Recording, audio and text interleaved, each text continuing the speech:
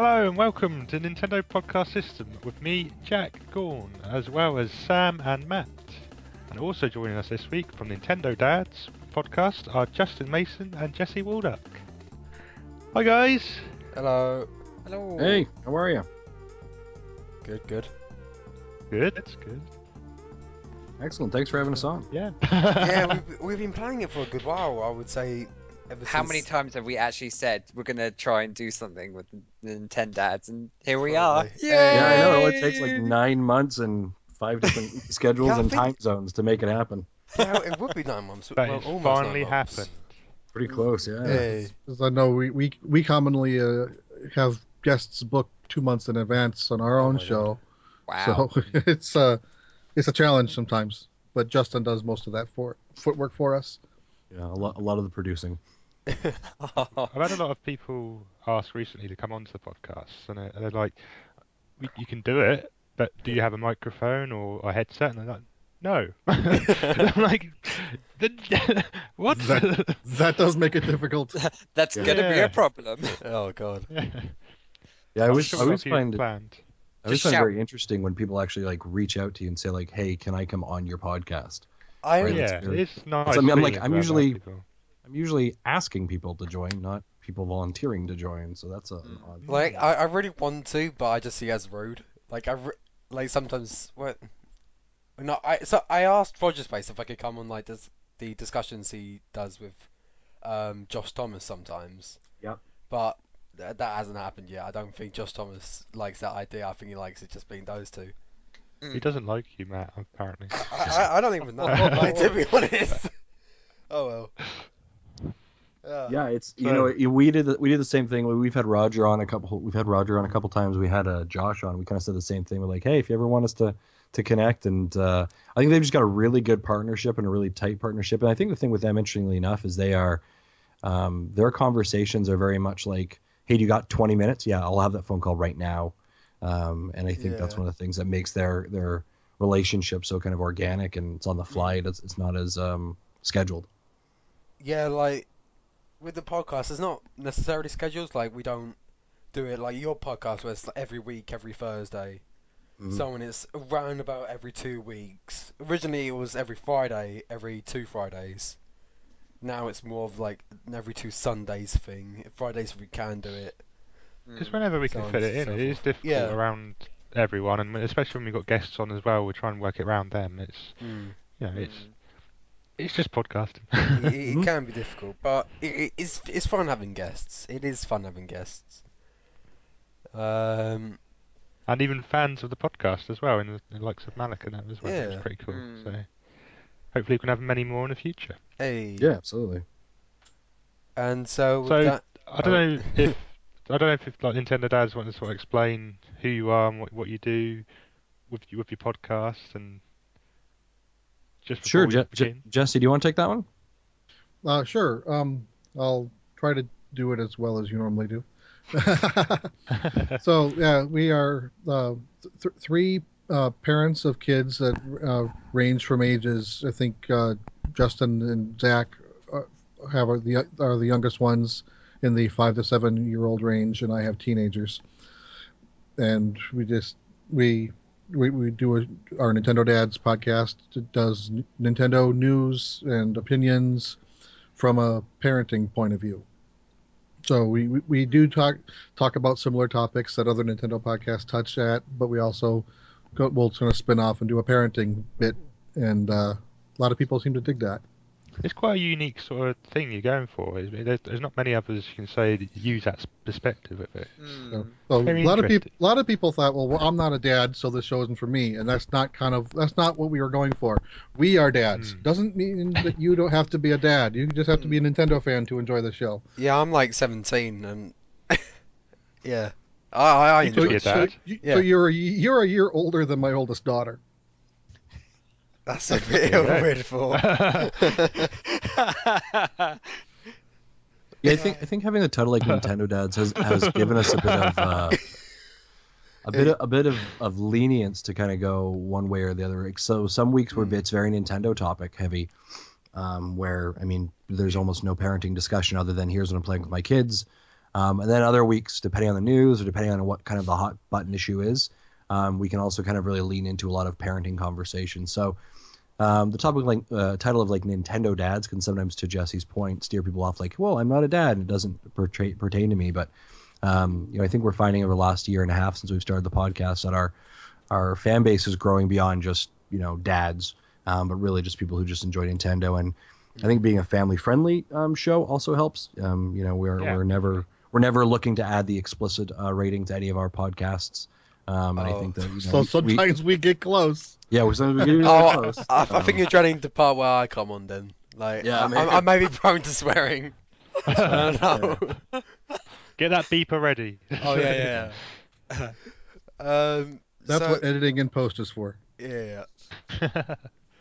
Anyway, so with that, let's move on to the news section. Let's do it. Then there's a cut. There's a cut. Oh wait, no, hold on. Random tune in between. Justin, for the audience, what was our opening music just now? Oh, our opening music was from Donkey Kong Country, one of my favorite video games of all time. One of my favorite memories, and actually my avatar on Skype is of a Donkey Kong as well. So yeah. Mine is just Masahiro Sakurai, like just being Masahiro Sakurai. Nothing wrong with that either. Yeah, nothing wrong with that. He's a legend, so he stays like perpetually young forever. That's actually so true. Yeah. But have you seen the picture where it's like Masahiro Sakurai like in 1993, Masahiro Sakurai 2010, and Masahiro Sakurai looks so much younger in 2010 than he did in 1993. I would think after like Smash Brothers, that man would have aged horribly. He should have been under tremendous stress. Well, he's gone. I've noticed that a lot of Japanese tend to age gracefully, though Miyamoto is actually starting to look up there. Yeah. Yeah. He's getting there a little bit now. Oh god. Yeah, he's aging nicely. Mm-hmm. Anyway, so aging nicely. That's the title for this podcast. No. I hope I look that well when I'm that age. Oh my god! If I could just look that well, oh my. I'll be so happy. I wish I could look that well now. Yeah. Oh god. So with that, let's move on to the next section. So this is the news section now. I wouldn't say there's been a whole lot really. Like some port news on Mother 3 and Undertale, both of which I'm incredibly excited for. But we'll get into that in a bit. But Nintendo account is almost here. And Justin, you want to talk about it for a bit? Yeah, absolutely. So this Wednesday, the 17th, in North America, and I thought it was worldwide, so I was sadly disappointed when I told these guys that maybe it's not. We are going to be able to register or pre-register for our My Nintendo account, which isn't officially launching though until I think it's March. I don't know whether they have an official date, like mid to yeah. I late think March. it's alongside My Nintendo, I believe. Yeah. Well, I think it'll be whatever Mitomo launches. Yeah. They're doing a correspondence with Mitomo, but so you're able to register for My Nintendo account, and at the same time you'll also be able to get early information about when Mitomo is available as well. So I think this will be very interesting because this will be the first real hands-on view or interface with the new My Nintendo account. I don't really know how much we're going to be able to do really at this point, because it will probably just be registering your Nintendo Network ID, or you can log in using all your social media stuff. But I know their goals to get people onto using My Nintendo account is pretty aggressive. I think it's Jesse. I was thinking it was 100,000 in the first 6 months, but I'm wrong on that, isn't it? It's supposed to be like something really high. I thought he was even higher than that. Like add a few zeros. Yeah, I think like they were looking like milestones of like 100,000 or 100 million. 10 million. 10 million. Yeah, like they were like, yeah, it was pretty aggressive considering where our current install base is for like the Wii U is only just over 10 million. So I don't know if a digital online service that doesn't really have any teeth to it yet is going to help get that mark. But I know that iPhone and Android capabilities. So a lot of those, I think a lot of those won't sign on until they actually have Mitomo out. Yeah. It'll be the initial wave will be They are the Wii, are the Wii, the Wii U mobile and market. 3DS users. Yeah. But I think eventually they have a chance to be up there, Yeah. depending on how many people download their app. Yeah, it'll be interesting to see, and I'm wondering if there's going to be any kind of changes to the interface on the Wii U or the 3DS in the next little bit because of it as well, being added maybe to the home screen, because we have seen some maintenances going on in the background for the last couple of weeks. So yeah, that's going to be really exciting. So we're gonna log in on Wednesday. I know Jesse, Zach, and I, and get our hands on, and I register for it. And like I said, I don't really know if they're going to be able to do anything other than like, hey, you've just registered, congratulations. Here's an email. Yay. Have a great day. Yeah, I think it'll be just that. And when Mitomo shows up, we'll send you an email. Peace out. Peace out. I suspect that's probably all it's going to be, but we'll see. And it's at least getting them moving forward to the next step. It'll be interesting to see what the end of the end of March really is going to show us with this. Yeah, I think like this whole thing is kind of a big move for Nintendo because this just shows them being more streamlined in how they do stuff per se. I'm incredibly looking forward to My Nintendo though, because that's the successor to Club Nintendo, but it just sounds promising from what I hear about it, with all the stuff that you could do with cinema stuff. Yeah. All the extra freebies. And Yeah, stuff, like the freebies, potential- merchandise. Yeah, the fact that you Mm. can get points for just playing games. Yeah. Yeah, That's what I'm most curious about, is Yeah. to know Definitely. how many points are we getting for doing what in games, and what is that value compared to other things, between other ways of getting points. Yeah, there was a rumor, and this is going to go diving a little bit into the rumor mill for a second here. So pardon my craziness, that I heard in relation to the NX and the My Nintendo account. One of the rumors was, they're talking about the NX kind of being a light system, but really being connected to the larger Nintendo network to kind of really pull on and power and kind of capacity when needed. So you could be in a situation where maybe I'm at home and I'm not playing my Wii U, but I've put it on to I'm going to call it like Nintendo standby mode. And what Nintendo standby mode means is that you can basically, anyone within the Nintendo network is basically pulling on the capacity of my system and using that like internal storage and I don't know, data capacity, whatever. But I can actually get points for not playing my system because it's being used in a productive way to assist somebody else. I think that's more processing power. Yeah, kinda processing power. Thank you. Yeah. Cloud computing. Think of like the old SETI project for Mhm. an example. Yeah. Yeah. Getting multiple systems working together for a common goal. So I kind of think that's interesting, right? You could be on like holidays for like 2 weeks and it's like, ding ding ding. Oh, by the way, you've just earned a free eShop game because you haven't played your system for a day or for a week or whatever. I think it's interesting. Oh, actually, to try and drag people back into it and play a few more games. That's a good thing. Afterwards, that's quite a good idea, actually. Yeah, so I play Splatoon probably almost daily, to be honest. Like maybe for about an hour. Like it's just crazy. So it's good Matt's there to a point where he can't tell if he's a kid or a squid anymore. Yeah, exactly. Like I just don't The know. challenge that we all face. Yes. The true question in life, not why are we here, but are we a kid or are we a squid? No, but it's nice to see that I'll be rewarded for playing and being loyal to Nintendo systems, because especially like in a time where Wii U is being vastly outperformed by PS4 and Xbox One, it'll be nice for like there to be some more of a reason to play Wii U to the more casual audience, if that makes sense. Mm-hmm. Yeah, absolutely. Mm. But Yeah, it it'll- is nice to have some sort of reward there in place, just to try and convince you to keep playing and keep going for those achievements, and just to get these extra points you could possibly use to get another bit part in another game, part of DLC or something like that. It could be a really interesting concept all round. It's very interesting.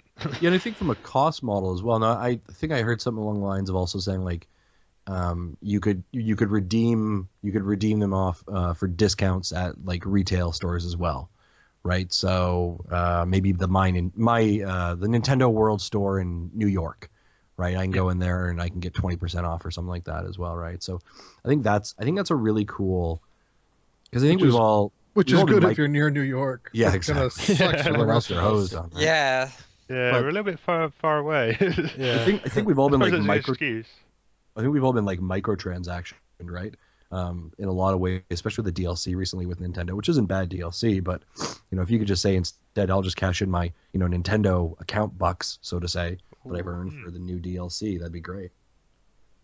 It's a good idea. I like it. They're called Reggies. They're called Reggies. Yes. My account is ready. Oh my Just god. trademark that right now.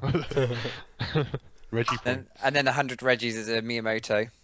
Yeah. Oh wow, we've got it planned already. Oh god. Oh, man. All right, moving on.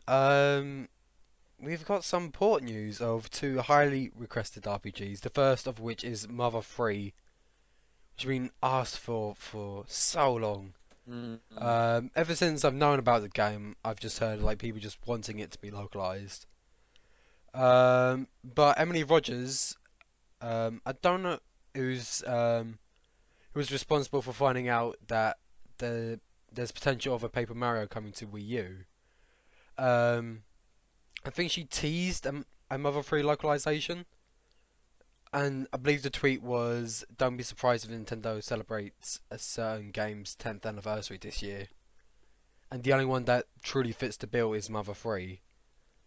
And alongside it, she posted a picture of Kumatora, which is one of the party members, I believe. So I'm certainly down for Mother 3 coming over here to the West finally, because I don't know, I played Earthbound, I loved it, so I really want to play the Mother 3. Did you play Earthbound Beginnings? Like the recent I one? have not played Earthbound Beginnings. I'm not really bothered about Earthbound Beginnings, to be honest, although I've heard that it's like pretty good.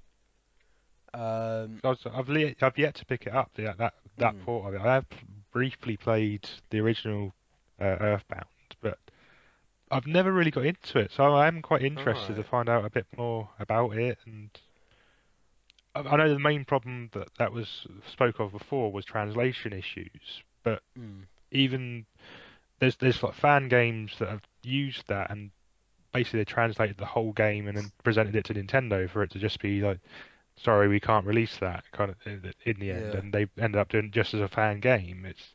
But I think from what I've heard, they offered to translate it for them, and they also got turned down So. again. It's very Yeah. strange how it's all Yeah. sort of come about.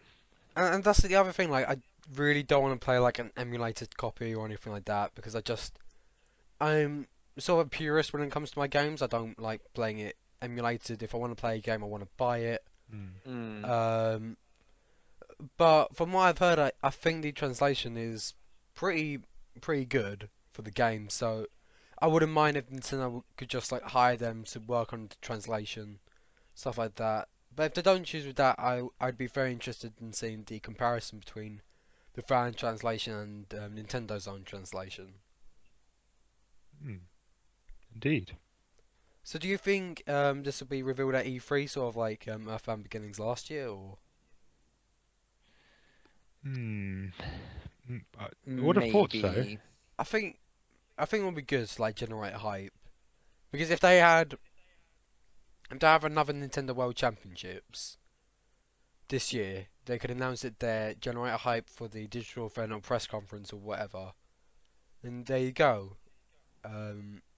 Just I think. Ping it out or on the screen. There you go. It's coming out. Get on with it. Yeah, they were Get they on were with it. they were so like, I mean, Earthbound Beginning, when they dropped it, like it was just like, here you go, have a good, like, bye. Yeah. Like there was no Earthbound- fanfare around it, right? And Earthbound so was the same way when they put that on the original console. It yeah, was and I just- mean, I think the fans have more fervor for it than Nintendo does. I think Nintendo recognizes it, but it's not like they're not moving consoles because of it, right? So if they're not moving consoles because of it, they're gonna just be like, here you go, moving on to our, now let me show you, Super Mario Galaxy 3 or whatever it is, right? So they're not going to give it the fan favor that it probably deserves or needs, because it's such a cult following, that game. Right? That is actually a good point. Yeah. And I think that's just how Nintendo has approached it, is that it's, I mean, they made inside jokes about it 2 years ago when they had Mega 64 do their press conference, And there the was a Robot person Chicken parts yeah, as well. yeah. And then the person in the front row was like, "We want Mother 3." Yeah. So like Nintendo knows, but I think so. I mean, they may even make it. I wouldn't be surprised if like Reggie makes a comment like, "And after 10 years, we've finally heard you. We have Mother 3." Show like a 30-second trailer, and it'll be released today. But And then they heard us all along. They finally listened. yeah, they finally cared. There is a right? difference. They finally cared. And then moving on to like the next. Okay, game. guys. Okay, we got it. Stop telling us. Stop telling us. We know. We Jeez. know. We're just gonna get it out. I kind of made the point I think on our show recently. I said, Eventually, it will be out. if we finally get Mother 3, what are we going to start? What are we going to continue to whine about? Star Fox. Because Majora's gone now as well. It's like, ugh. Oh, I would say Captain Metroid Rainbow. Prime. Captain Rainbow will probably be the next. There it is. What? Captain Rainbow. Yeah, because it's like it was this title released on the Wii. It never got localized. I think It's so obscure. it's so obscure. Yeah, I but- haven't got a clue. See, I like Japanese things. People who listen to our show knows that I am really looking forward to Sharp FE. But Oh, I'm looking that forward is more Japanese than I want to know. I don't know. I'm very curious about the title because but I would say that's even more of a cult following than Mother 3. Because Mother 3, like every Nintendo fan knows about it, really, if not most Nintendo fans. Whereas Captain Rainbow, I wouldn't say many know about it, really. So it may be harder for that. But yeah. Yeah. Should we talk about the other game that has a port? Yeah, go on. Do you want to take it? Do you want to take it away? I know I said that like really harshly, sarcastically, but still. Jack, go on. So there's lots of talk going on about a Wii U port of Undertale, the indie game on Steam, produced by Toby Fox. I've been playing this so much on the PC, it's unbelievable. It's a great game. You need to pick it up if you Great haven't played it. understatement. Okay, Sam, what would you use to describe it? Absolutely amazing. It's the best game ever. Ever? Okay, that's a bit too much, but it's still absolutely amazing game. If you're a big fan of Earthbound and other sort of games, I think you will absolutely adore Undertale. But there's been talk between Toby Fox and a lot of Nintendo reps about bringing a port to the Wii U. His game's actually made in Game Maker, which doesn't actually export to any Nintendo platforms yet.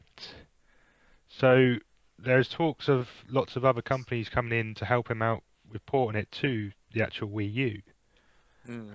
I know there's been offers from the guys that produced the port for Guacamelee. Yeah, Sorry. I've got here, yeah, Broken Rules. It may have been just a fan, but they said get Broken Rules, sorry, or Curve Digital to help you out. They rock with Wii U stuff as well. And I think they did reply. Yeah, Broken to Rules Toby, replied but- with thanks for the kind words. We'd be happy to help as they ported Guacamelee, Black and Electronic Superjoy to Wii U. So, yeah, I'm all down for a port. I really want to get my hands on this game. I've heard so many good things about it. Yeah. I just really want to play it. I feel left out. I actually do.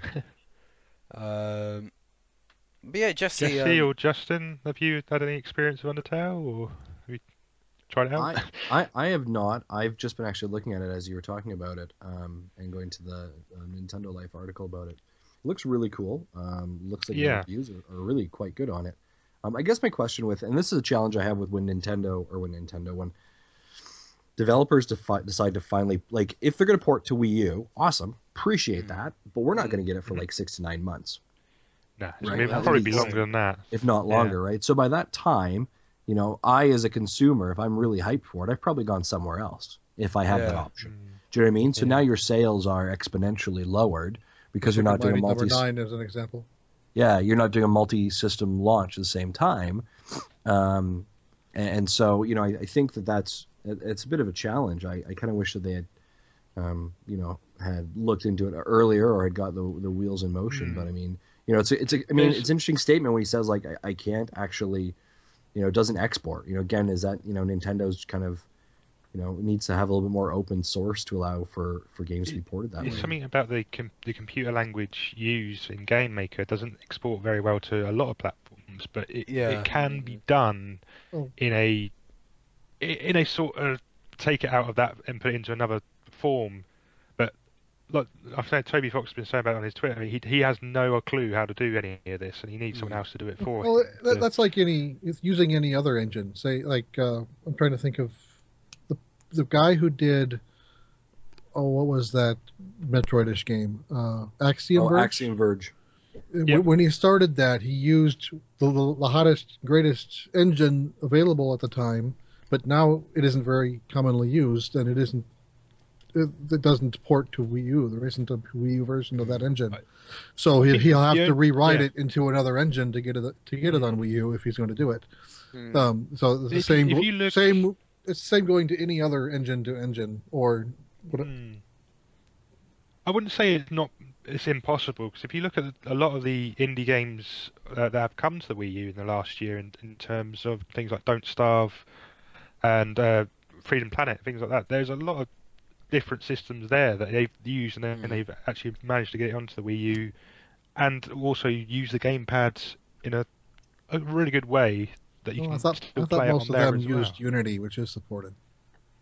Yeah, Unity is supported on that one, so that's a little bit different. But yeah, even so, it still shows it's possible, kind of thing, from porting from one point to another. So it can happen, but maybe Game Maker might be a little bit too hard for other people to do. Yeah, I think Game Maker is primarily a PC engine. It's not really meant for consoles. Well, I think the challenge is then when you boil it down to let's say someone finally says, "Hey, yeah, we're going to help you do this." Awesome. So they sit down, they talk about what the cost is going to be to that port. Right, and then obviously they go to Nintendo and they say to Nintendo, "Hey, what's on average? What can we expect for potential sales numbers based on this game, based on your analytics from eShop? Let's take a game like Guacamelee as an example, right? A game that has been ported over before, it was on multi-platform. We get it a year later on Wii U. What's the sales number look like? Once they run the sales numbers, then they have to determine whether that's a profitable investment, right? Unfortunately, it comes down to the dollars and cents of economics of game making, right? So, if it's going to cost me $1 million to port the game, and I'm only going to make, $100,000 back, I'm not going to do it. It's hardly worth it. Yeah. So I think that's going to be the challenge with something like this as well, and that's why when it's not released on multi-platforms at the exact same time, or within a very similar window, or becomes a second thought, I think that's where it's more likely to fall off the radar for actual production. Do I hope it comes to Wii U? Absolutely. Would I pay it for it if it comes to Wii U? Absolutely. Do I think so? I'm doubtful. I mean, like I said, we already have it on PC and things like that already, and I would definitely buy it again if it's on Wii U or any other console for that matter. I think it could make potentially for a great NX launch title, to be honest. Because, as you said, Justin, with the time frame stuff, 6 to 9 months, we're going to be waiting for that time. By that time, we'll be close to NX release anyway, by what rumors have been saying. So if you have Undertale, which was one of the best games of 2015, considered by many, on your new system for launch, that's going to be like. That'd be a good selling point. Yeah. And I'd like to see it, definitely. But I just really want to play it. And if they do get a port to working on an X, it should be relatively simple at that point to port it to other systems. And then it might be worth the effort. But the thing is, I was like, what about like PS4 and Xbox One? Because surely those would have to get ports as well. Right, that's kind of what I'm talking about. Yeah.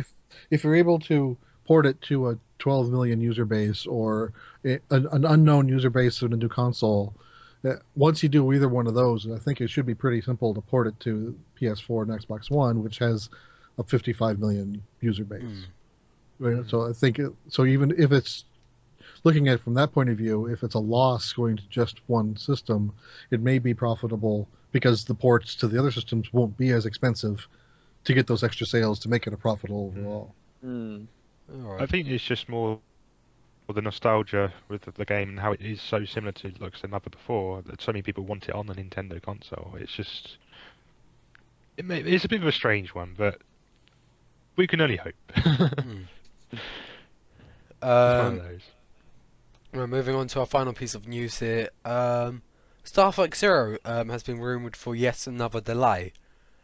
Um, so I believe the last time Miyamoto said that was so they could polish up gameplay, visuals, I believe cutscenes as well. But this time I believe it's hold on, I'll get it up here. I believe it's controls. Yeah, controls with the gyro controls. There is some sort of issues happening there. That's from what we've heard of reports. Um, I mean, when I did play it at Eurogamer, it was kind of, it wasn't perfect, but it wasn't like janky either. So Mm. maybe they've gone back to the drawing board and tried another redesign, and maybe they're not having quite the ideas they wanted in the game. But it's one of those. How late are these reports coming out, and where have they leaked from, kind of thing. So, quick question about your exposure to playing it. How long did you get an opportunity to play it for? Not very long. I mean, I queued for an hour to play it, Okay. and then I said about 10 to 20 minutes at most, I Okay. guess. Because I'm wondering, and this is, I mean, having not gone hands on with it, and this is the thing we've heard from, I've heard out of E3, I've heard about a lot of other video game commentary shows talking about the controls being the rub, right? Seems to be where the jank is. Yeah. And I remember the first time I played Splatoon with the gyro on, and I was like, this is weird, right? And it took me like a good probably half hour to an hour to kind of like finally figure out my groove with it. And now it's like, definitely. that's how I play it. I love it. It's Yeah. perfect, right? But I wonder if that's the Yeah. same case with Star Fox, is that, you've kind of really got to expose yourself to it and learn that style. Yeah, I think that's what Miyamoto has said before, and I think I will stick by him in saying that will be the case. If you play it with enough time, you will get used to it, but whether that'll be comfortable or not, it still leaves... I must admit, with like games like Splatoon, I now can't play that game without gyro controls. It's I like, find it very a lot hard of my to... friends, yeah. So a lot of my friends have to turn it off to play the game, and when I try and use it on their gamepad, I'm like, what am I doing? I can't move. It's not moving. So, but yeah, hopefully maybe if we have a little bit longer with the game and a bit more experience with it, it might not be as hard to use. But it's still worrying. I hope they don't delay it again, mainly because I owe someone a pint. But it's still frustrating, especially in such a But would you biggest prefer game. it come out and be awful, or wait and then get that really good game? Yeah, this is the thing. If we have to wait a little bit longer for them to sort of perfect it, fair enough. But this should have been out in November, December, Yeah. and But now sometimes it's delayed again. you can't, you can't expect it all go perfect. There's always going to be points when something happens and you sort of feel really bad for having to do it, but you got to delay it because you got to make it right. Yeah, definitely.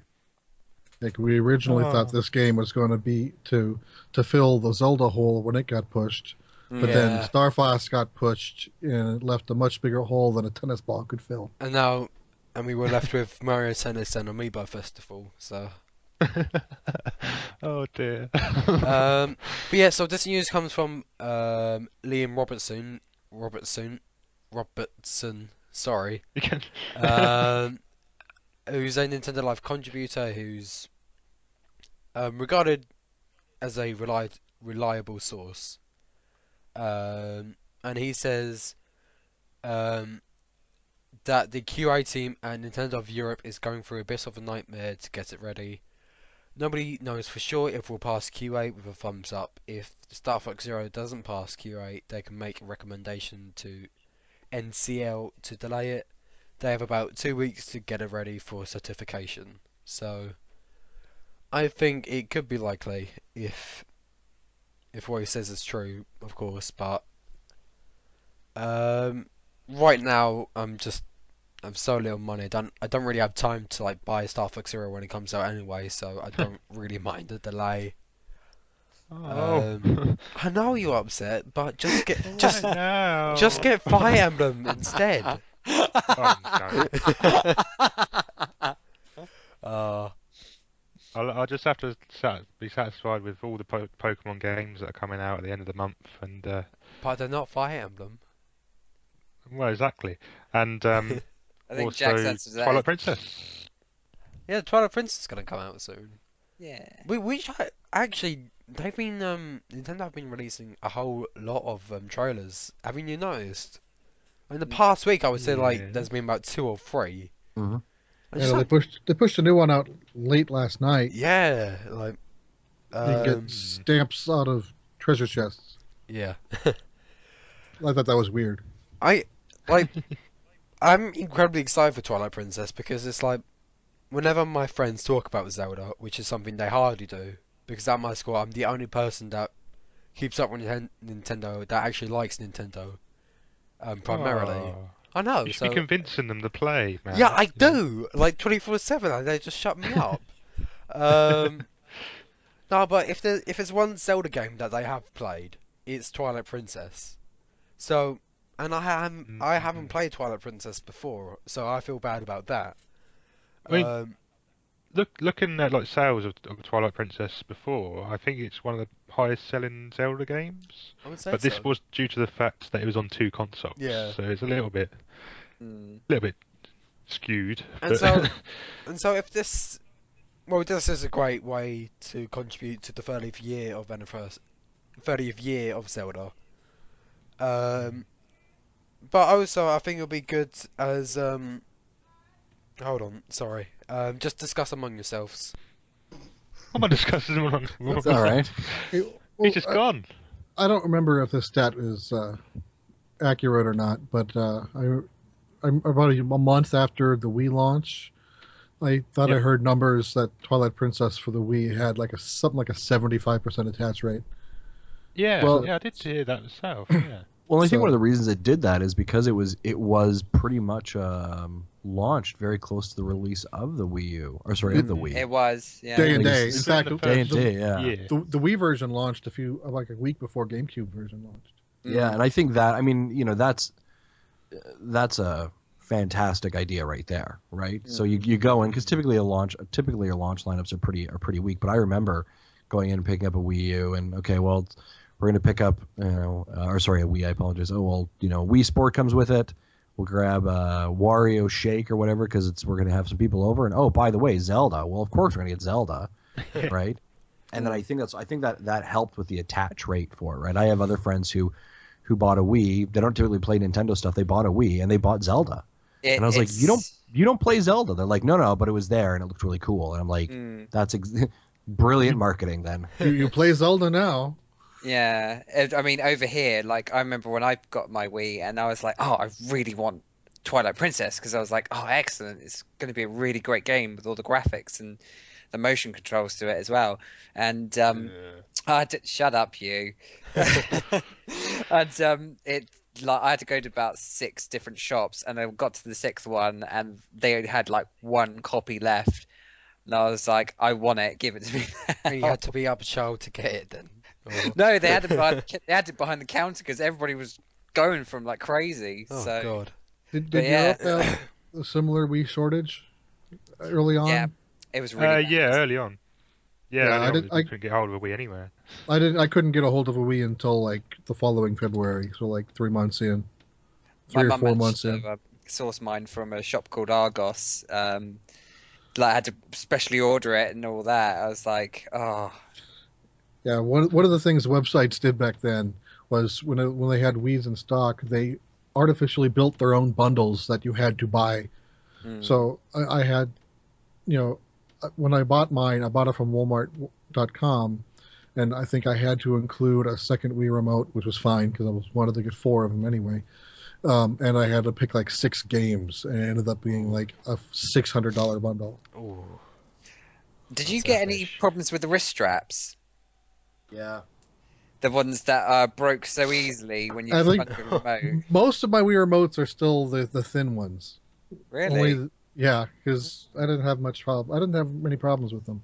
Because I they didn't have sent any- out an email saying, look, if you've got one from the very start, you can just tell us how many wrist straps you need to replace them, and we'll send them out. They did Like, the same thing with the wrist- Wii remote condoms. yeah.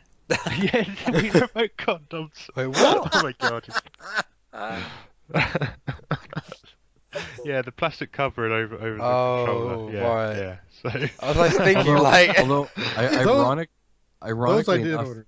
I was Go I busted out the Wii for my daughters a couple weekends ago, and they were playing like Wii bowling, and Yeah. I very quickly realized why those Wii condoms are in existence, because that Wii remote nearly went through a television, and my other daughter nearly got across the forehead from her older sister. So I was pretty thankful for it at that point. But I remember 5 years ago laughing at them when they issued them. Yeah, so when they made the announcement, we order the protective casings. I'm like, sure, why not? They're free. But when they said, order replacement straps, I'm like, nah, I don't need them. I very rarely use the straps anyway.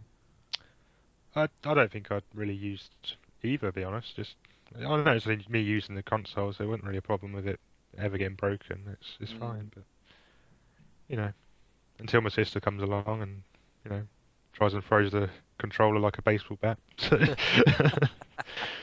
But yeah. So what? Here's one for you. Twilight Princess. Which version would you prefer? The GameCube one or the Wii one?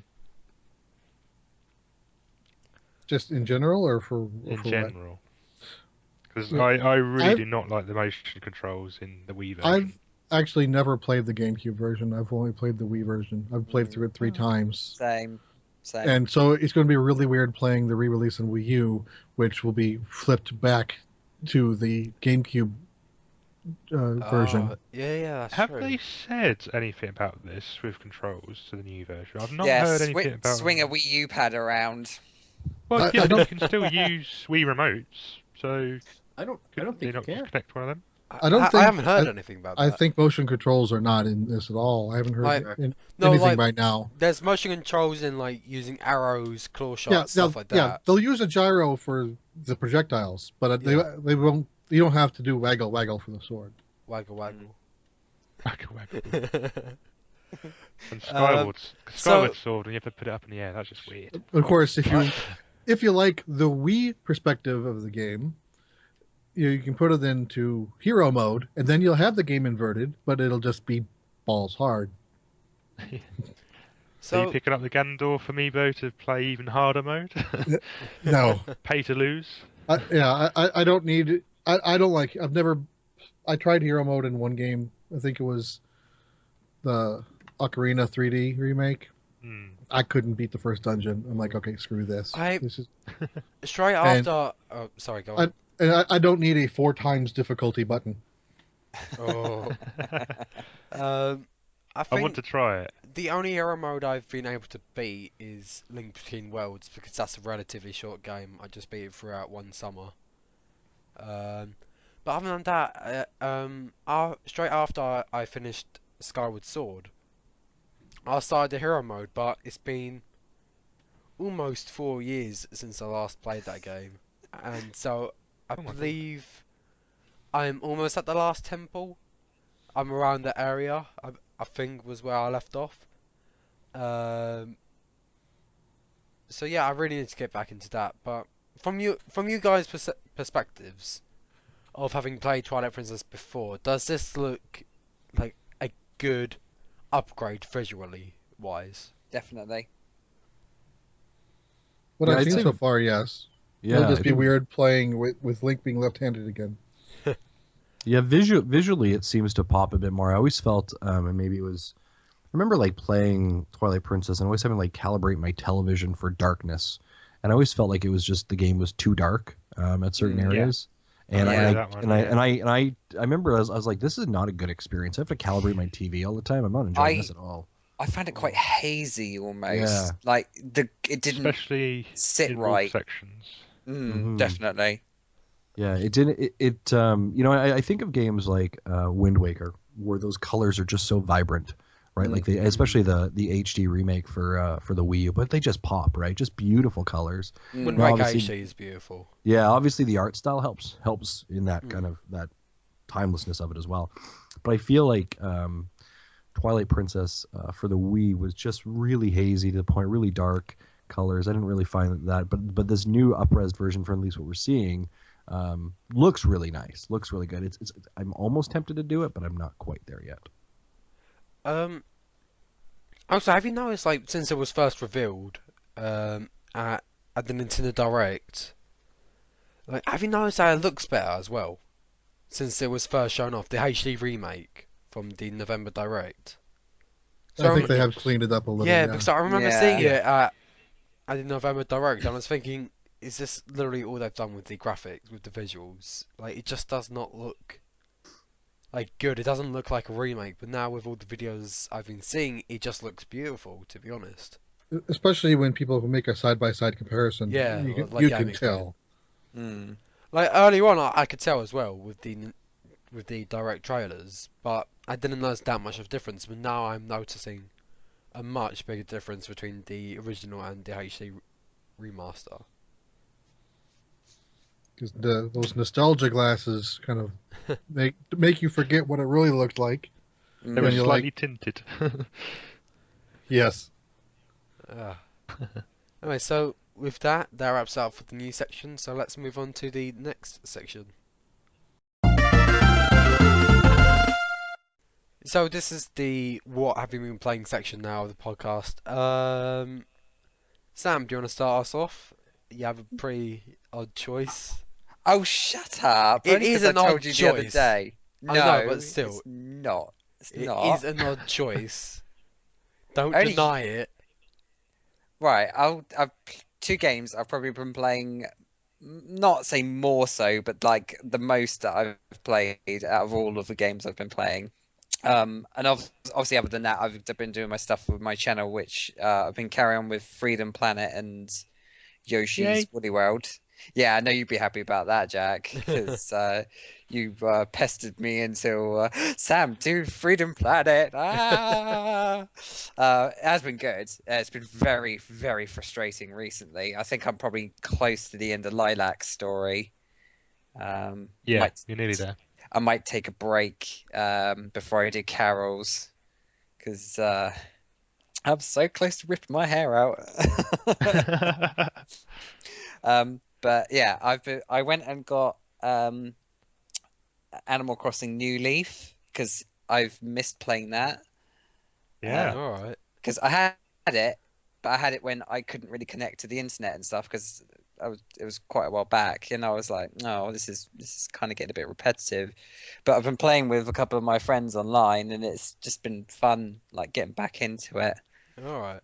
Get my town like back to what it was, because obviously I hadn't touched it. Well, I had to get a new game, so get it back to I order. haven't played it in a while either. I love it. So much fun.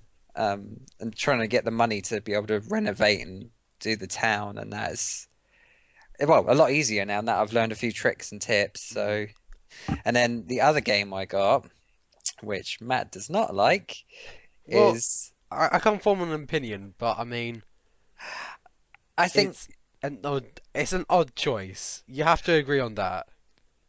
no, it's not. It doesn't mean it's a bad choice, but I mean, I'm just saying that's an odd What choice. is it? I went and got Animal Crossing Amiibo Festival, and I like it. I really like it. I at first was like, oh, but like, people are saying it's just quite, plain and there's not much to it. But like, there's some nice things in there to it that make it a little bit more interesting. Like me and my brother and his girlfriend have played it, and like, even at points where you do get a little competitive, where like things happen, you're like, oh, no way, and I wasn't expecting that to happen. And like, you can sort of like, you get cards as you go round, and you can sort of almost spite and use them against each other. So it is quite tactical in a sense. because it's picking and choosing the right time, and you also get like the turnips, which you sell on the stalk market. And it's just so funny when like you're like, oh yeah, I'm gonna put loads of money and get loads of turnips, and then the whole market crashes, and it's like, oh no.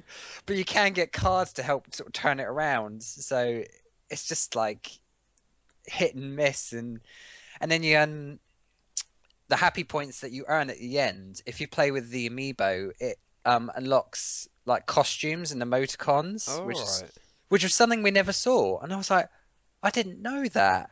And like you can get some pretty cool costumes for some of the characters. And I was like, oh, that's a lot better, because you get like some from Let's Go to the City and that. And I was like, oh, that's cool. I was like, I thought it was just going to look the same character, but I'll admit the mini games for it are a bit some work, some don't. I think there's one like an explorer one, which you go across like this sort of hexagon grid map, and you've got to try and collect all the pieces and build a raft to escape the island. Oh yeah, I've heard about that one. That one was fun. I enjoyed that one because some of the characters have little traits, like one can catch fish like no problem, and one can sense where different items are like a grid away or two.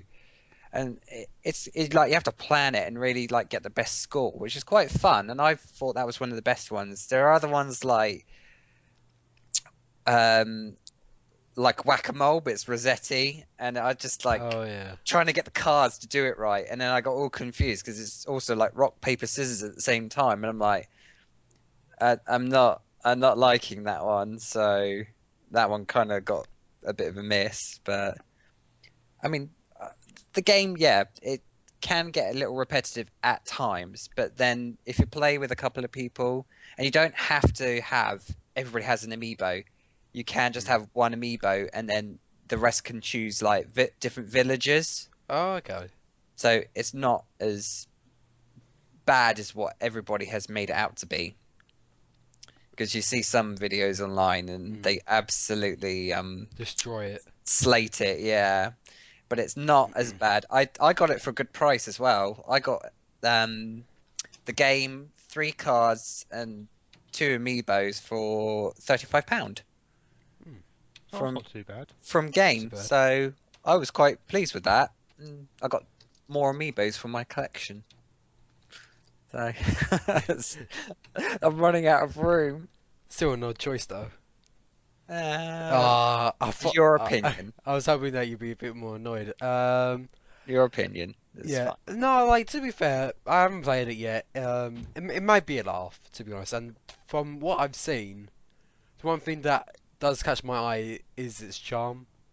It is like some of the things. Even like there are points where you actually like want to help the other person, especially when they're having a bit of a bad time. You're like, oh, like I got a card where you could get every space is a happy space. All right. And I was like, I'm gonna do that because it's gonna be a nice fun turn, and then like everybody has a good time again. I'd be the person that'd be like, no, every space is now like an unhappy space now. There's Everybody a negative loses. space card as well. Ah, yes. There's also you get like visits from Dr. Shrunk. Oh, no way. Katrina the psychic. Katie does like a card swap. Oh, you know Katrina, does she go, remember that bad times are only times that are bad? Are bad, yeah. Oh, yes. It's in there.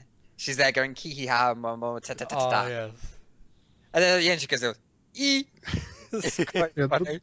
The first time I played that with my kids, and the first time we got to her and she started doing that, and they're like, "What is she doing?" Yeah, kihi haha mo ta ta ta ta ta. I'm like, well, if you listen to it, the game is actually saying what is being spoken. Like, oh yeah, really? I heard that. I was like, ooh. No way. Because usually it's like, it's like. Well, I think just like in New Leaf and in this game, the gibberish is actually like the phonemes being played really fast as the letters scroll by. It's just, unless the word is phonetic, it's gonna sound like garbage, and most words are not, except for Katrina's. if it's Mm-mm. if it's one thing that I really want to get, it's the Cap'n amiibo. Like Oh Cap'n, yeah, Cap'n, there's a he, wave 3. Yeah. he's probably my favourite Animal Crossing character. I don't know why. Like Well, villager, it would probably have to be Bruce, the goat, but I don't know well, why. I got my favorite. Wave 2 came out and I got Kicks, and I was like, yes, I am Uh, happy. I picked up a few of those amiibo when they were on sale. They're discounted on Amazon down to like $6 or $7 each, just because they Wow. weren't selling any other way. I'll have to keep my eyes out for that then.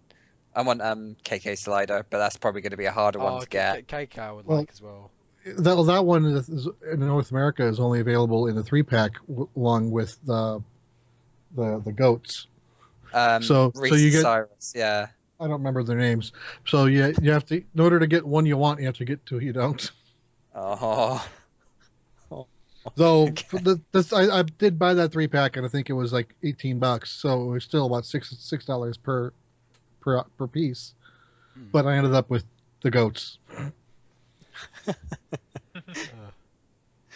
Oh dear. Anyway, who wants to go next? I'll go next if anybody. No one else. like no one else just replied. I'm like, oh, I'm fine. So the Smash Brothers DLC has came out since the last podcast, so I've been playing that a lot. Love the DLC. I'll probably do a review on it after I do Paper Mario, which I just finished yesterday, which is amazing. Ooh. But for my thoughts on that, you will have to wait until my review. Because I put up like a poll on my Twitter saying, "Oh, you gotta decide what I do next." And I believe right now Paper Mario is winning it. Yes. No, actually no. Hold on, I'll bring it up. It is. I've got it here. It's Alright. 45% of the vote, so yeah, it's winning. So it's between that and Smash DLC. Yeah. Although like, yeah, Leighton versus Phoenix, right? I've been meaning to do that one for a while as well as Triforce Heroes. But yeah, Paper Mario. I did like it. Very charming. Although I have to say, like I am more of a Mario and Luigi guy. Like I just find the combat in Mario and Luigi to be far more involved, like far more, just more fun in Mario and Luigi than Paper Mario. Because in Paper Mario it's just like a bit more slow. But I really did enjoy Paper Mario. It really was it really is a good game. Other than that, Splatoon, of course. Shadow Puppeteer, I did my review for. You can check that out over at VG Tribune. But the one right now is Bayonetta. I've decided to replay the original Bayonetta, and I'll go on to do Bayonetta 2. And it's just great. Like I don't know. Hold on. Sorry, Jack just seemed to drop there. Jack, you back or Jack? Yep. Yeah, Yep. alright. Sorry. Yeah, I'm just loving Bayonetta. It's really a lot of fun after playing with Smash. You know, I just had to go back to the games that she came from, and It's a really brilliant game. I really do enjoy it. Although I would have to say like Bayonetta 2 is so much better because like Bayonetta 2, just like it just looks better, it just plays better in my opinion. It does. Although a couple of weeks back I did see the movie, the anime movie. Yeah. Um, Can't remember what it's called now. Bloody Fates, I believe it was. Yeah, that's Yeah. it. Pretty good adaptation, but of course play the game for like a better story. But yeah, I'm just loving it. It really is good fun. So I'll try and do that for the next game. Xenoblade X, I'm chugging through slowly. It is fun. Xenoblade X is a really fun game. I did like the first mission, and I've not touched it since. Oh God. I'm so sorry. I mean to play more, but I've That's been so alright. busy. I'll forgive you if you buy Fire Emblem Fates. It's all right. No, never forgive me then. That's tough. And then I need to get back into Phoenix Wright on the Phoenix Wright trilogy. My DS. I've been meaning to get round to doing that. Other than that, I just need to do a lot of work for school because it's half term, and being in sixth form, I can't have fun. I'm not allowed to. Whoa. So yeah. Dig at sixth form. Oh dear. Hey. So that's what I've been playing. Let's go next. We've got 3 remaining. The 3Js. Oh yeah, they are 3Js. I'll go. All right. Go on then. Okay, so yeah, as I said before, I did pick up the Animal Crossing Amiibo Festival, also on the cheap from Amazon, and I think I ended up I got it for like half price, so like $30. Nice. So, and my way of justifying it was if the Amiibos are $13 each, then I'm buying the game for $4. Nice. So yeah. I can get $4 worth of pleasure out of this game. And Oh god. So that's how I justified that. Paying full price, that wasn't going to happen. So I have been playing Paper Jam as well. Oh, nice. I think I'm like 18 or 19 hours in. I'm at the point where I'm fighting the Bowser Juniors. All right. Yes. And I fought them once, and they just creamed me. Oh. I couldn't block a single attack they did. And at that point, I just put it down. I'm like, okay, I'll come back to this later. And it's been almost 2 weeks, and I haven't gone back to it. So you need to play it. It's really demoralizing. You really need to play it for the amazingness per se that is the final boss. Yeah. Because the music and the fight of the final boss is just brilliant. Like, you need to play it. Yeah, I just, knowing how the rest of that franchise goes, I figure I'm not even halfway through yet. So. Yeah. Have you been playing it like with the amiibo, or have you not? No, I found the amiibo very annoying. All right. It's just a pain to. It's a pain to me just to get out of the game, to tap the amiibo, to go through the menus, to grab the cards that are stored on the amiibo, not stored on the system, for me to use. I agree on that one. Like, I don't even like using the other cards. I went through the deck once and I haven't touched them again. I probably have to do that in order to get past this boss. It's just, I've always found that mechanic. It felt very finicky, and like you had to keep going back and then get the amiibo again after the next battle, and you're just like, oh yeah, can't I just tap it and it's done? Yeah, tap it once and store the cards on the system, and then I can let me use the cards on the system like the rest of the cards. Don't make me have to tap it every time I want it. I think they could have, like, even at least, like, you could set a favorite, tap the amiibo, and then it's like done, and then rather than having to keep selecting the same bloody card, you're like, oh. I think I only have 3 amiibo that are compatible, and they're all Marios. I had Mario and Toad. I have the Silver Mario and both coloring of the 30th anniversary 8-bit. Okay, and then and taking a break from Paper Jam, I just started to start through again, which is like my 4th time starting this game, the Superstar Saga, which is the only other Mario RPG that I have, or Mario and Luigi RPG that I have not finished. Really? I've played through all of the others, but I have not finished Mario RPG, and I haven't finished Superstar Saga. I just have to do. I'm not overly bothered with Super Mario RPG, to be honest. I don't know why. Although I do want to pick it up at some point in my life. Though Partners in Time, I really need to try and pick up whenever I can. Because it's the only Mario and Luigi I haven't played, and I don't remember liking that one a lot, but I still managed to beat it. But the Inside Story, I think, was the best game. I think Inside Story was really good. I just need to play it again to like get that sense. But but Partners in Time, I haven't heard. Well, I've heard that it's the least favourite, at least. But I'm still very interested in seeing what it has to offer me. Yeah, I remember. It's. I don't remember how much of a pain it was to try to juggle 4 characters, knowing juggling 3 characters is not too fun either. So I juggling don't 4, know.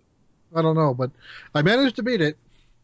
That was 12 years ago, 10 years ago. About 10 years ago, yeah. That was a while ago. I actually really like the idea of having the 3 characters in Paper Jam, to be honest. I just think Paper Mario was able to bring something really fresh and just fun to the battle system. So I think the edition of Paper Mario was a good one. They could have done better stuff with the story and stuff, but and when they start throwing like shiny sticker paper enemies at me, and they're a pain because they hit 4 or 5 times harder, and they have 4 or 5 more times the defense of their standard paper counterpart. That could be pretty tough. If you get hit, you're gone, and if you don't get hit, you have to not get hit 7 or 8 times in order to wear it down. Unless you use a super attack or something, which Yeah, gives you a better chance. I don't remember which one it was. Might have been a shiny Hammer Brother. Oh yeah. When I got to that, I started just completely avoiding that enemy. Like, I did not want to fight it. I walked around him every time. That reminds me of the Crazy Daisies in Paper Mario as well, because They are just annoying. can't defend against them. And then there was the gold ones that were like, Yeah. well, I want to get it, and it's like gone. Does Oh. like double the damage. Oh god. Anyway. Yeah, I'm more of a Mario and Luigi guy myself. I just find it to be more fun. Just a better combat system, really, to be honest, in Mario and Luigi compared to Paper Mario. I think Thousand Year Door makes it a little bit better, but I really want to try Thousand Year Door. I really do. I like the original 2 Paper Marios. That the seems Wii to be version that was okay, and then Sticker Star was just horrible. That seems like the typical opinion on the Paper Mario series so far. And I think if you are mainly a Paper Mario fan, I wouldn't say pick up Mario and Luigi Paper Jam thinking that, because it really is a Mario and Luigi game with a Paper Mario cameo, in my opinion. Agreed. A great cameo at that, but still, you're not getting anything if you've been. And exactly what I wanted. It's just that this boss is, as I said, demoralized me. Oh god. I have to try it. I have to try it again. I can't remember the last time that happened to me, to be honest, like when a boss has demoralized me. I feel like this happens sometimes, but I don't know. Roger's base when he fired you so many times. Oh yeah. Let's have it at that. You love that. Anyway, that leaves Jack or Justin. Sure, I don't mind either way. Actually, yeah, I don't really have much more to add. I've actually been playing Paper Jam as well. Hey. Yeah, about 11 hours into it, and I enjoy it. I find for me it's more of a game that I play in short bursts. Like I'll play for 30 minutes, then kind of put it down. But I enjoy the grinding aspects of it. I agree with Jesse regarding the amiibo card part. Like it's too janky to take you out of the game. So, but yeah, no, I've really been enjoying it actually. Good to hear. Good to hear. So that leaves Jack. Any other games? That's kind of been about it. The other thing I was playing, I was on a flight back recently from the east coast of the United States. I was playing some Gunstriker Volt. Gunstriker, is that how it says? Oh yeah. Oh, Gunvolt, yeah. Yeah, Gunvolt. So I was quite. It's fun. It's quite enjoyable, but it reminds me of how much I just wish it was better Mega Man. So yeah.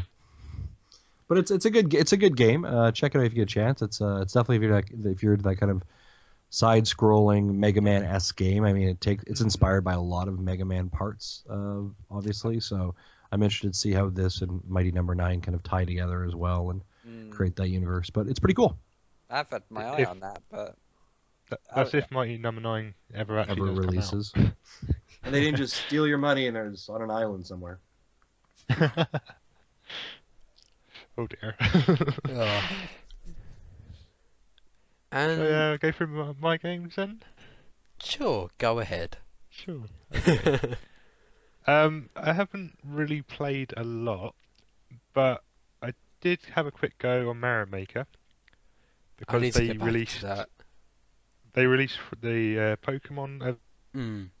the Then- 3 starters, yeah. yeah, with Charmander, Bulbasaur, and Squirtle, little guys for your mystery mushrooms. The main thing for this is every time you press up, they actually use their battle cries from the original Pokemon Red Alright. and Blue and Yellow. So that's the only one I know, because the other Pokemon, they don't actually have anything cry-wise or any sort of noise at all, which is rather strange.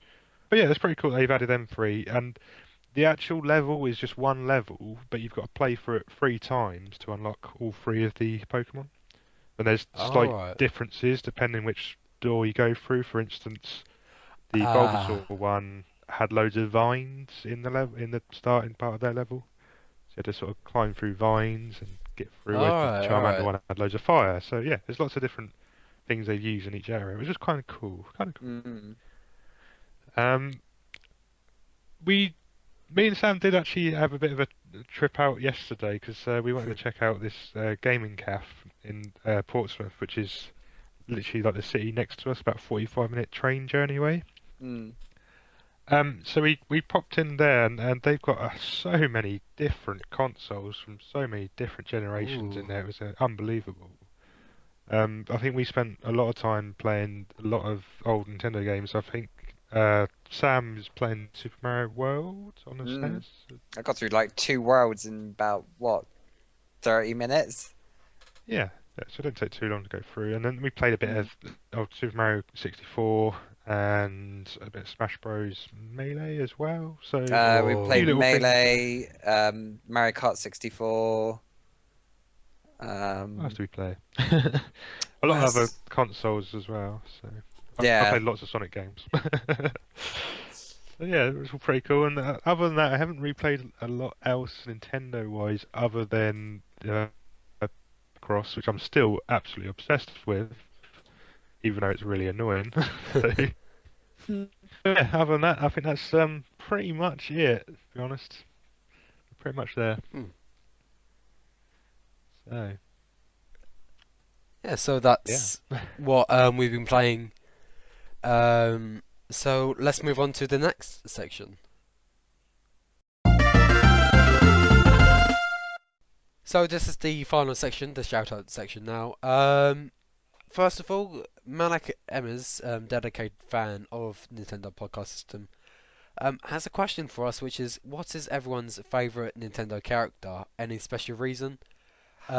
He picks Little Mac because it was the very first Nintendo game that he played. And this is a very tricky one for me. Like, the closest I've had is when I tried to apply for a game and a job, and it was just such an oddball question. Like, they asked, if you could pick one game character, who would you be? And I was like, oh shit, like, this is not gonna go well. So I just picked, like, Shulk because he's awesome. He can see the future. Mega Man because he has all the different powers, and a Pokemon trainer. But none of them are really my favourite. Although if I had to go to a good, reliable, I would actually say Mario because he's the one that introduced me to Nintendo. Everybody knows him. I really do enjoy his games. He is the face of the industry, to be honest. But I wouldn't even say he's my favourite Nintendo character. Oh, but if I had to choose, it would probably really oddball ones, like probably Groose from Skyward Sword, Ryan from Xenoblade Chronicles, because it's always Ryan time. So That's good. I see he gets it. Oh dear. I'm actually glad you got that. Yeah, I've only played a few hours into it, but that's enough to know. Yeah. That's enough to have heard that a You've dozen gotta times love already. Ryan. You've gotta love Ryan. Like, Ricky, I love as well from Xenoblade. I'm just looking at the Smash line here of my amiibo. Greninja's my favourite Pokemon, if that helps. Inklings, Inklings I really like. They're a cool character. Link as well. Who doesn't really like Link? Zelda from Skyward Sword I actually really liked. Because it was a bit more like she wasn't just any old princess. You know, she had But importance. Malik asked for your favourite Nintendo Yeah, I character, know, not so I'm list just all the explaining all the why. characters. Yeah, that's why. Like, if I was to say a favorite game, you know, I would find it hard as well. I would say one of my favorite games, like some of my favorite games, like Smash Brothers, Kid Icarus Uprising, Splatoon. You know, but I can't really choose like, a definitive answer. So what about you guys? Fox. I think my favorite franchises would be either Final Fantasy or Zelda. But if I were to pick a single character, I'd probably say the Wind Waker iteration of Link. Yeah, Just because he's Toon Link, yeah. the most expressive. And even Skyward Sword and Twilight Princess has a little bit of expression, but I think the Wind Waker is even the most expressive out of all of them. I really do like the Link in the Wind Waker. I really do. He's certainly very expressive when he starts doing all the selfies with the picture Oh, box. And he starts spinning his eyes in different I love directions. that. It's like, oh, okay. Oh. When It's when they Fox. did the HD Easy. remake of that game, I wish they did more. The Tingle Tuner had more.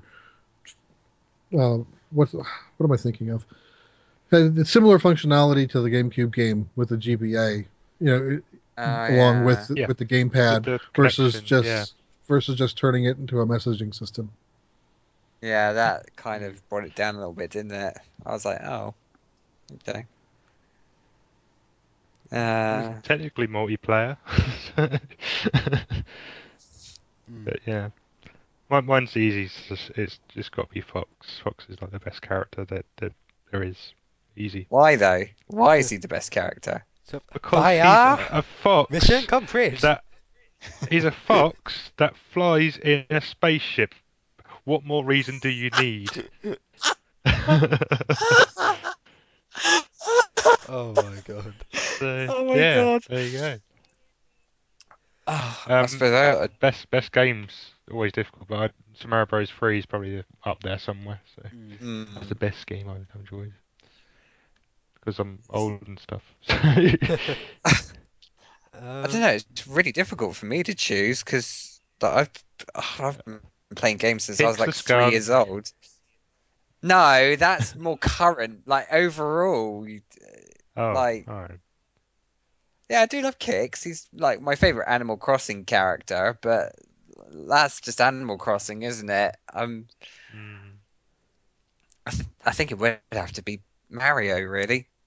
Like I remember when I first got the NES and I was playing like just normal Super Mario Bros. And even though I got through it and finished it, you'd still want to go back and play it again. And then like Super Mario Bros. 2 and 3 came out, and just like again the replayability of those was amazing. It was always the game I went back to and played. It's probably why I probably choose Mario over any other character ever. So yeah, it'd be Mario. Yeah, so Indeed. but yeah, it's Thanks just for that like question, Malik. yeah, thank you. It was a Cheers. really good question. In terms of that question, just like final thoughts, I always do this, but I mean still. Like I think with Nintendo it's just so hard to like pick one specific character because there's just so many. And you can't help but love like almost all of them really. You know. So that's what I really do like about Nintendo, and I believe this was when Josh Thomas came onto your show, Jesse. That's one thing that he likes about Nintendo is that like all the characters that Nintendo are able to make and stuff like that. I think that really is one of Nintendo's strongest assets. Yes. Mm. Which is a little sad that they haven't created new IPs more in the last few decades. We had with Pikmin and Inklings, not much more than that. Like there have technically been new ones, but like not Nintendo specifically. Like you've got Shulk, but that's Monolith Soft really. Right.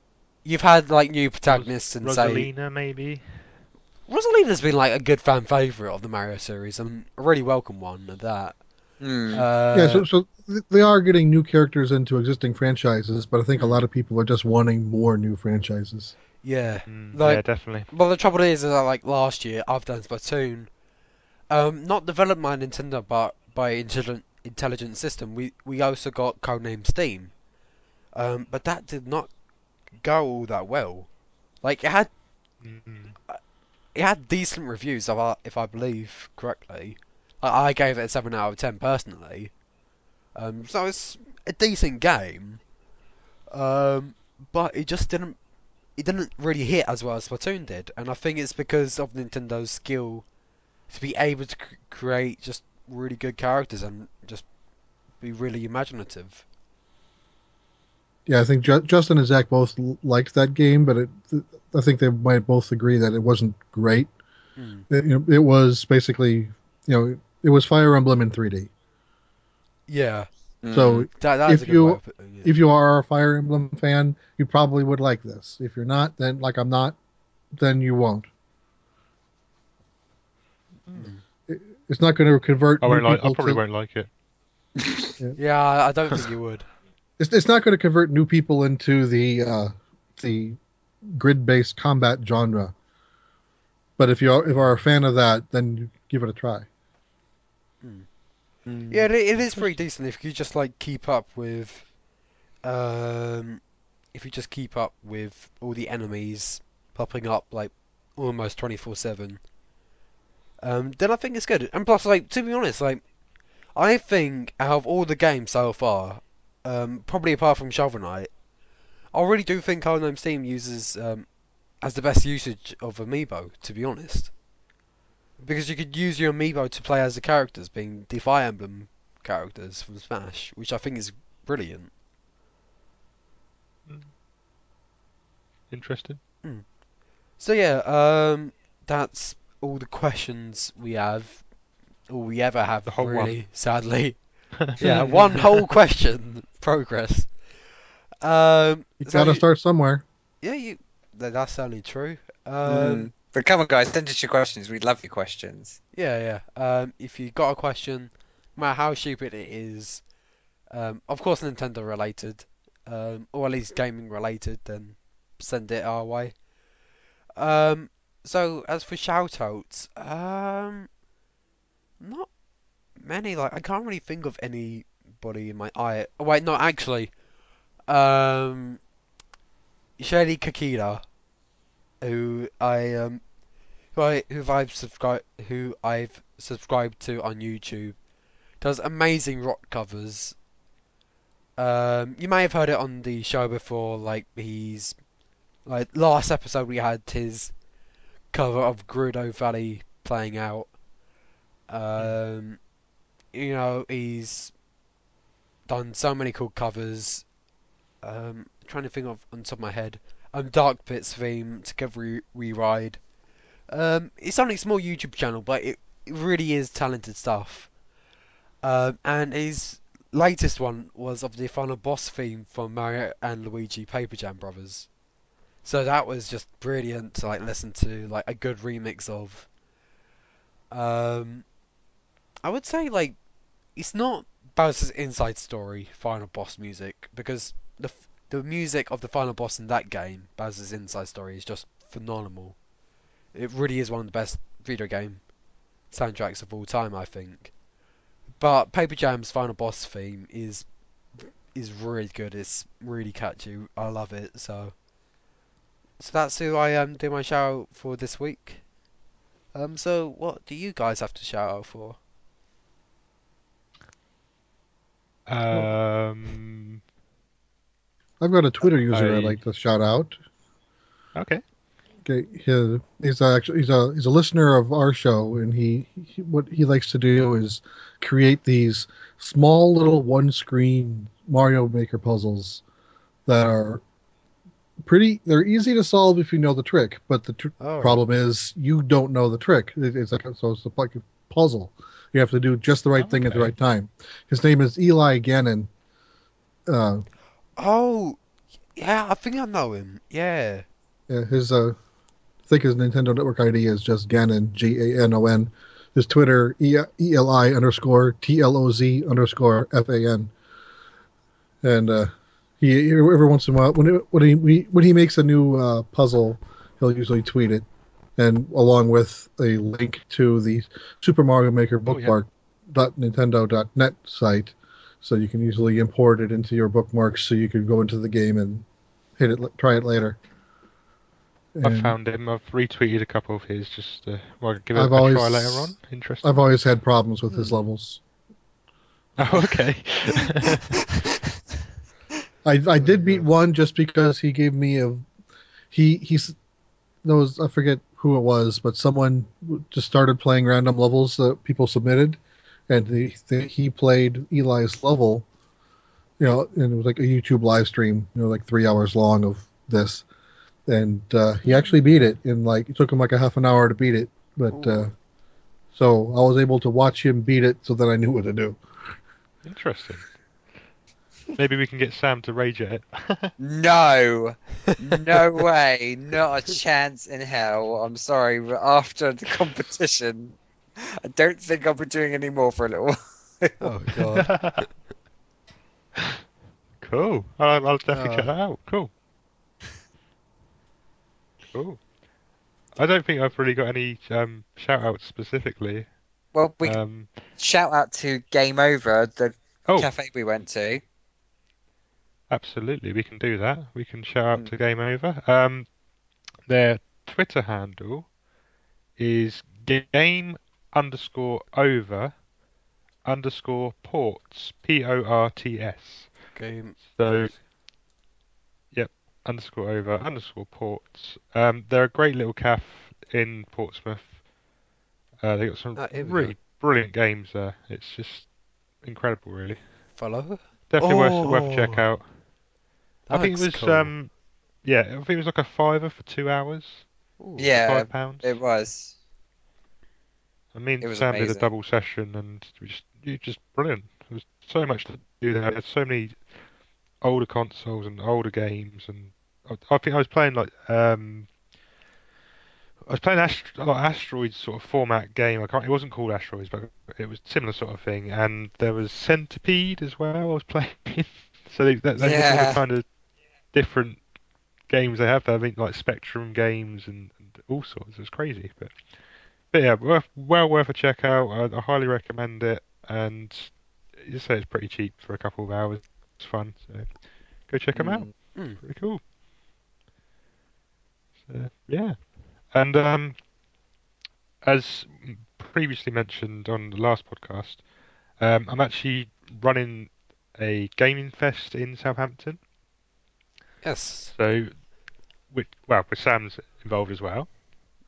Yeah, well, And more supporting than anything. supporting and anything. The Twitter handle for that is Southampton Gaming Hub or Sutton Gaming Hub, SOTON Gaming Hub, GAMINGHUB.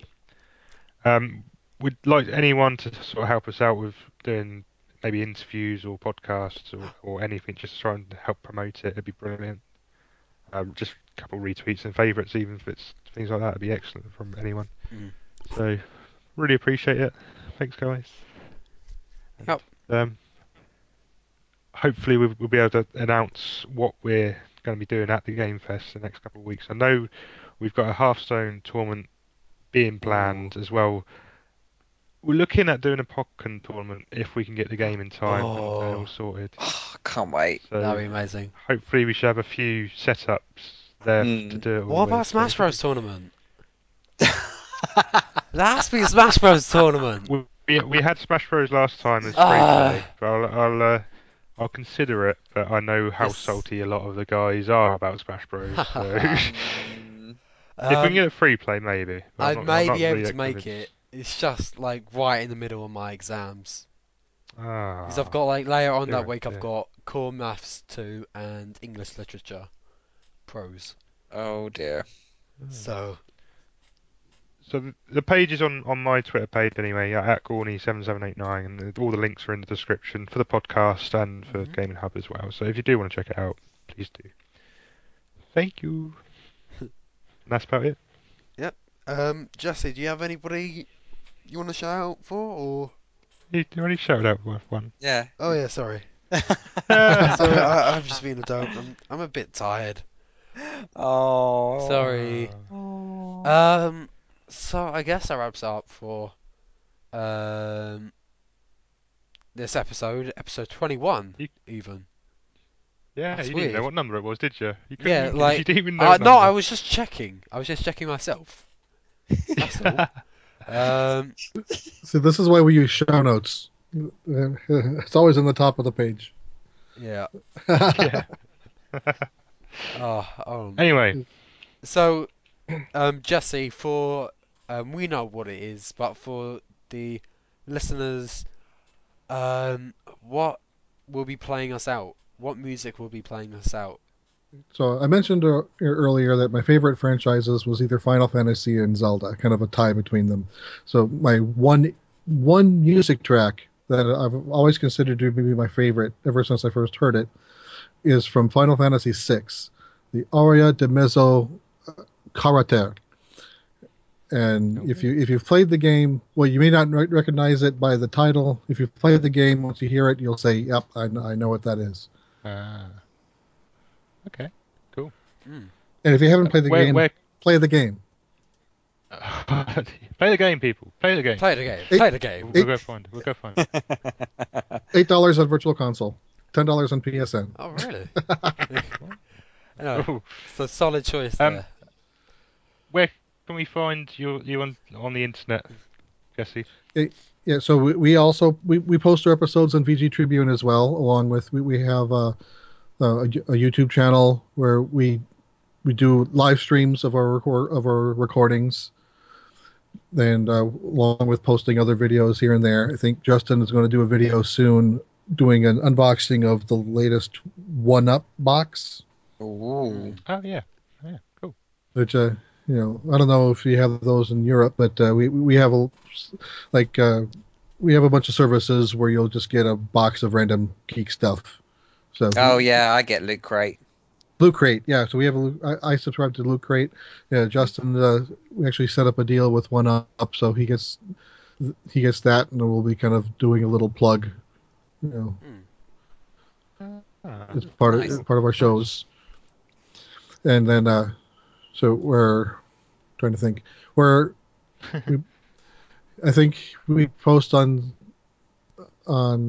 we don't do SoundCloud. I think Stitcher. There's just about everything imaginable. Someone's created an account for it, and as soon as Google Play finally gets around to starting their podcast service, we'll be there on day zero. There's no.